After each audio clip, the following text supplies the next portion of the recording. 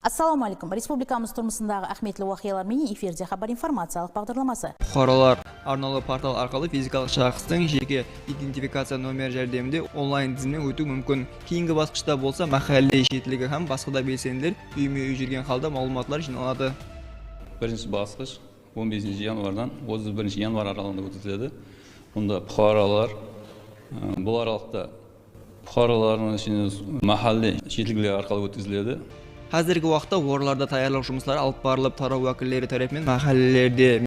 Республикамызда халықтың тізімін алу процесі ең соңғы мәрте 1989 жылы өткізілген болып, қазіргі уақытта бұл халықтың саны әдеуір көбейгендігі, сонымен бірге социал-экономикалық жағдайлардың рауажанғанлығы нымытқа алынып жатырды.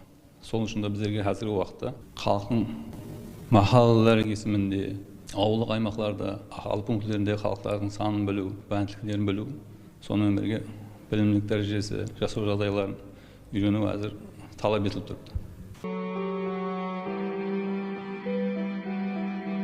Вазифа тұр, мәңгілікке еңсеңде. Таза сөйле, үйде, дүзде кеңсеңде. Құлпытасыңда күн келіп өлсеңде, қарақалпақша сөз тұруы керек.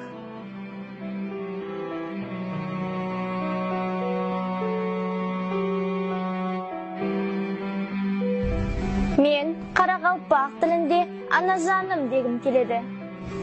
Мен қарақалпақ тілінде ұстаз деп айтқым келеді. Мен жақын достыма туған күнім менен дегім келеді. Бұл оқушылар өз ана тілінде сөйлегісі келеді. Біздерге бұл имканият берілген, яғни сөйлей аламыз. Бірақ өз ана тілімізде сөйлей аламыз ба?